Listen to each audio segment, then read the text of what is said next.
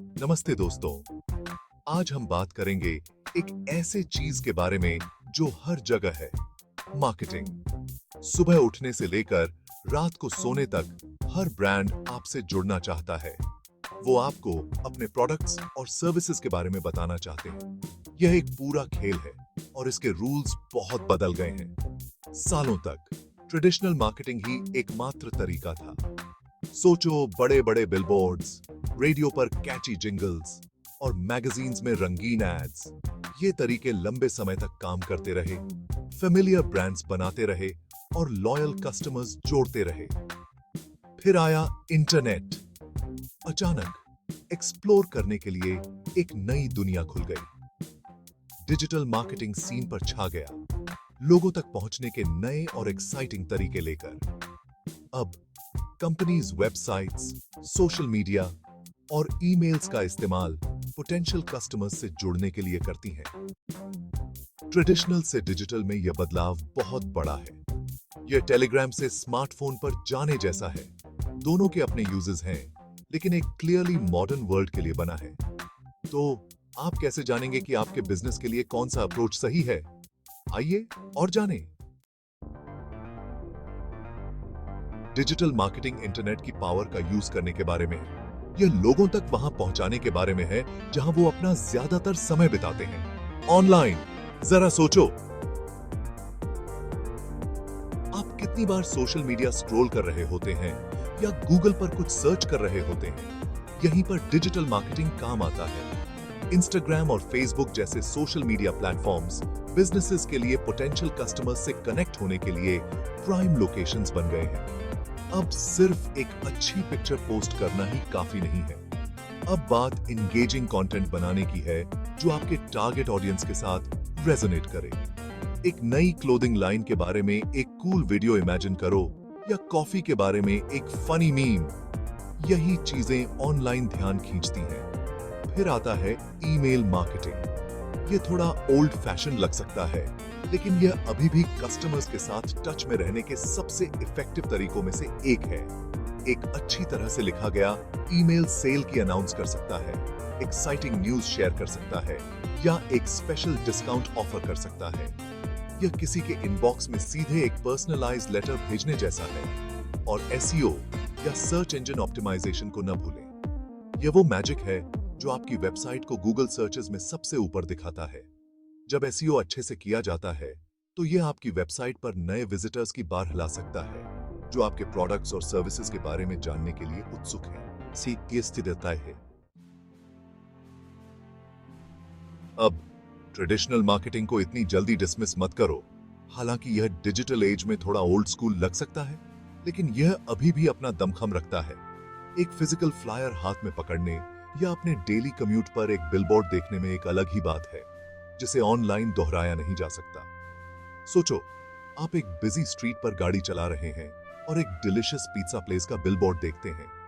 आप practically melted चीज और फ्रेश बेसिल को महसूस कर सकते हैं।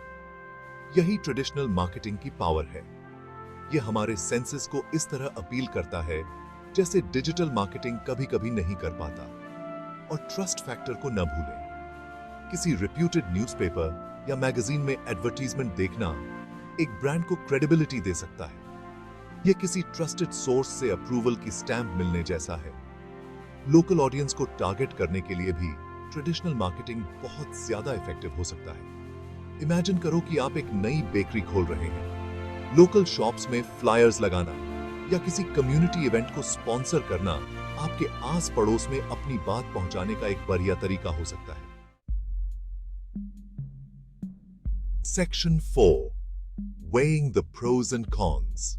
A tale of two approaches. तो हमने डिजिटल और ट्रेडिशनल मार्केटिंग दोनों की एक्साइटिंग वर्ल्ड्स एक्सप्लोर कर ली हैं। अब आती है ट्रिकी पार्ट। अपने बिजनेस के लिए सही अप्रोच चुनना। किसी भी अच्छी बॉलीवुड मूवी की तरह यहां ड्रामा है, सस्पेंस है और एक बड़ा डिसीजन लेना है। डिजिटल मार्केटिंग इनक्रेडिबल रीच प्रदान करता है। अरबों लोग ऑनलाइन हैं। आप दुनिया भर के पोटेंशियल कस्टमर्स से जुड़ सकते हैं। यह हाईली मेजरेबल भी है। आप हर क्लिक, लाइक और शेयर को ट्रैक कर सकते हैं। जिससे आपको ये वैल्यूएबल इंसाइट्स मिलती हैं कि क्या काम कर रहा है और क्या नहीं। और कॉस्ट इफेक्टिवनेस को न भूलें। ट्रेडिशनल मेथड्स की तुलना में डिजिटल मार्केटिंग अक्सर ज्यादा अफोर्डेबल हो सकता है, खासकर स्मॉल बिजनेसेस के लिए। हालांकि ट्रेडिशनल मार्केटिंग एक टेंजिबल एक्सपीरियंस प्रदान करता है जो अविश्वसनीय रूप से इंपैक्टफुल हो सकता है। एक ब्यूटीफुली डिजाइन्ड ब्रोशर को पकड़ना या किसी स्पॉन्सर्ड इवेंट बैनर पर अपनी कंपनी का लोगो देखना एक लास्टिंग इंप्रेशन बना सकता है। यह ट्रस्ट और क्रेडिबिलिटी भी बिल्ड करता है, खासकर ओल्डर जनरेशंस में जो शायद ऑनलाइन उतने एक्टिव न हो। हालांकि ट्रेडिशनल मार्केटिंग महंगा हो सकता है। प्रिंटिंग कॉस्ट्स, एयर टाइम और बिलबोर्ड स्पेस आपके बजट को जल्दी ही खत्म कर सकते हैं और रिजल्ट्स को मेजर करना ट्रिकी हो सकता है। क्या वह न्यू कस्टमर आपके रेडियो एड से आया है या आपके फ्लायर कैंपेन से, यह बताना हमेशा आसान नहीं होता है। Section 5. Finding the right fit. A winning strategy for today's businesses. तो मार्केटिंग अप्रोचेस की इस एपिक बैटल में विजेता कौन बनता है? सच तो यह है कि इसका कोई one size fits all answer नहीं है। आपके बिजनेस के लिए सबसे अच्छा अप्रोच आपके स्पेसिफिक गोल्स, टारगेट ऑडियंस और बजट पर निर्भर करता है। ग्लोबल रीच और टेक सैवी ऑडियंस वाले बिजनेसेस के लिए डिजिटल मार्केटिंग अक्सर सही रास्ता होता है। स्पेसिफिक डेमोग्राफिक्स को टारगेट करने, रिजल्ट्स को ट्रैक करने और चेंजिंग ट्रेंड्स के साथ अडेप्ट होने की इसकी क्षमता इसे ग्रोथ के लिए एक पावरफुल टूल बनाती है। हालांकि ट्रेडिशनल मार्केटिंग का महत्व अभी भी बहुत ज्यादा है, खासकर उन बिजनेसेस के लिए जो लोकल मार्केट को टारगेट कर रहे हैं या जो अपने कम्युनिटी में ट्रस्ट और क्रेडिबिलिटी बिल्ड करना चाहते हैं। और एक वेल प्लेस्ड बिलबोर्ड या एक मेमोरेबल रेडियो जिंगल की पावर को न भूलें। अंत में सबसे सक्सेसफुल मार्केटिंग कैंपेन्स अक्सर डिजिटल और ट्रेडिशनल स्ट्रेटजीज दोनों के मिश्रण का उपयोग करती हैं। डिजिटल मार्केटिंग की रीच और मेजरेबिलिटी को ट्रेडिशनल मेथड्स की टेंजिबिलिटी और ट्रस्ट बिल्डिंग क्वालिटीज के साथ जोड़कर बिजनेसेस एक पावरफुल और इफेक्टिव मार्केटिंग मिक्स बना सकते हैं जो उनके टारगेट ऑडियंस के साथ रेजोनेट करता है। याद रखें, मार्केटिंग आपकी स्टोरी बताने और आपके ऑडियंस के साथ कनेक्ट होने के बारे में। इसलिए वह अप्रोच चुनें जो आपको ऐसा करने की सबसे अच्छी सुविधा प्रदान करता हो और सबसे जरूरी, इसमें मजे करो। आखिरकार मार्केटिंग की एक्साइटिंग वर्ल्ड में थोड़ी क्रिएटिविटी और पैशन बहुत आगे तक जा सकती है।